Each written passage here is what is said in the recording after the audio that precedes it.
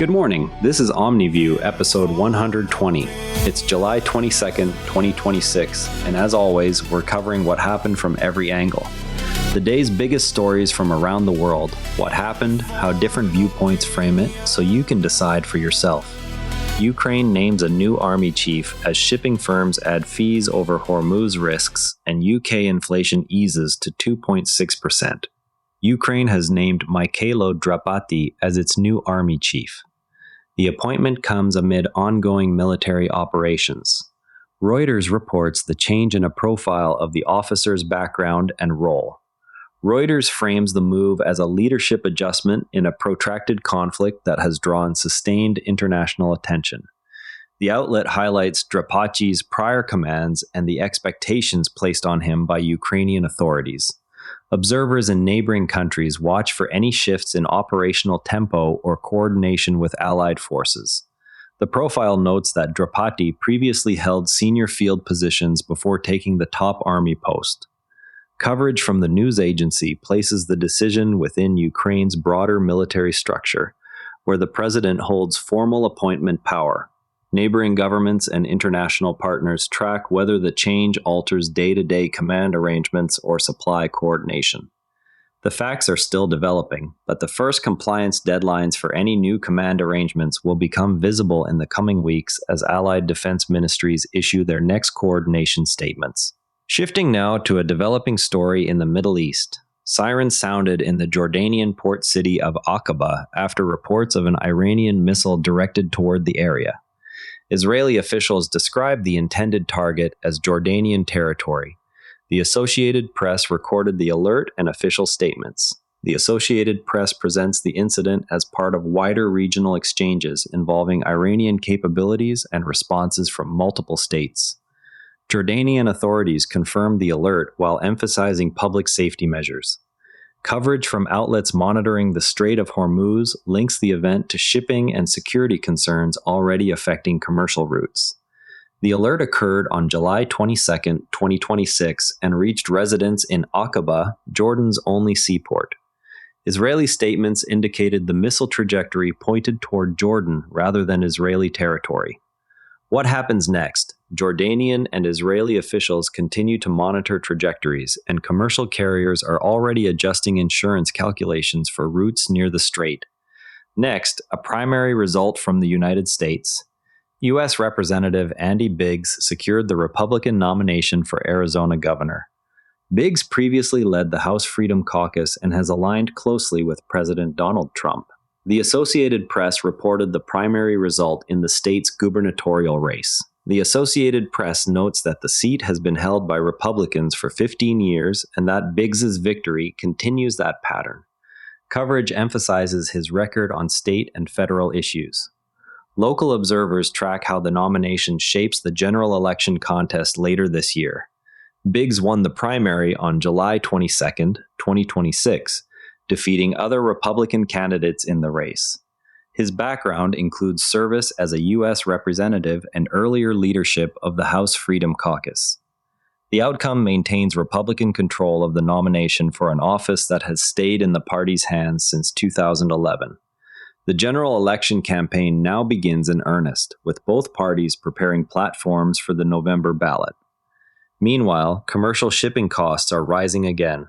French shipping company CMA-CGM announced an emergency surcharge for vessels transiting near the Strait of Hormuz. The charge responds to renewed tensions in the waterway. Reuters reported the company's statement on the added fee. Reuters describes the surcharge as a direct commercial response to security risks that have already prompted route adjustments by several carriers. Shipping analysts note the fee will raise costs for goods moving between Asia and Europe. Regional governments continue diplomatic efforts aimed at keeping the strait open to commercial traffic. CMA-CGM issued the surcharge notice on July 22, 2026, applying it to affected voyages. The move follows similar steps by other operators facing higher insurance and security expenses. The surcharge adds a specific per-container charge whose exact amount varies by service, but directly affects freight rates on the route. Retailers and manufacturers on both continents are now recalculating delivery schedules and margins for the next quarter. Turning to economic data from the United Kingdom. The UK inflation rate dropped to 2.6% in the year to June. The Office for National Statistics released the figure. BBC News carried the data and initial market reaction. BBC News presents the decline as a reduction in the pace of price increases across consumer goods and services. The reading comes after earlier months of higher readings and will feed into discussions about interest rate policy. Economists compare the result with targets set by the Bank of England. The 2.6% figure marks a measurable easing from previous readings reported in the spring.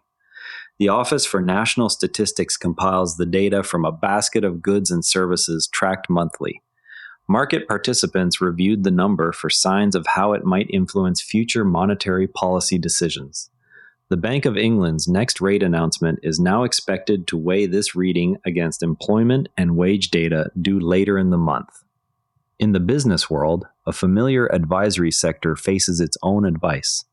Major consulting firms are confronting the same automation pressures they have long advised clients to address.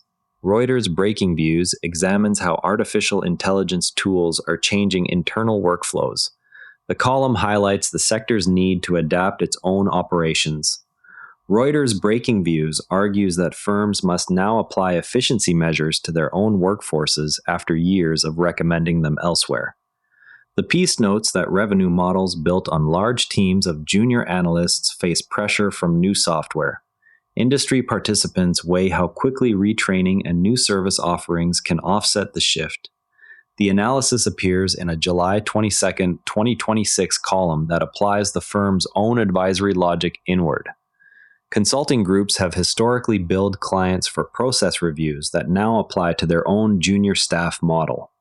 The column points to specific workflow changes already underway inside several large firms. Several of the largest firms have already begun pilot programs that replace routine data gathering tasks with internal AI platforms. Now, some progress worth knowing about. The UK government will cap most bus fares in England at £2 starting next year. Prime Minister Andy Burnham announced the measure. BBC News reported the policy details and rollout timeline. BBC News notes the cap aims to keep public transport affordable for regular commuters and rural residents. The policy extends an earlier temporary scheme and applies across most routes outside London. Implementation will require coordination between national and local transport authorities. The £2 cap takes effect from 2027 and covers the majority of bus services in England. Prime Minister Andy Burnham presented the plan on July 22, 2026, as a continuation of prior relief measures. Local councils will work with operators to apply the limit while maintaining service levels. Transport departments in each region will publish route-by-route guidance before the end of the year. Now, to really understand this story, there is something most coverage leaves out. Most reporting treats the naming of a new army chief as a simple personnel announcement, yet the process involves formal chains of command, parliamentary oversight, and coordination with foreign partners. In Ukraine's case, the president holds appointment authority under the constitution, but selections also reflect input from the general staff and assessments of battlefield performance. Historical parallels, such as leadership shifts during the Second World War, show that new commanders often arrive with mandates to adjust tactics or improve logistics rather than to alter overall war aims. The same pattern appears in other prolonged conflicts where presidents or prime ministers replace senior officers to refresh operational focus while keeping strategic goals intact.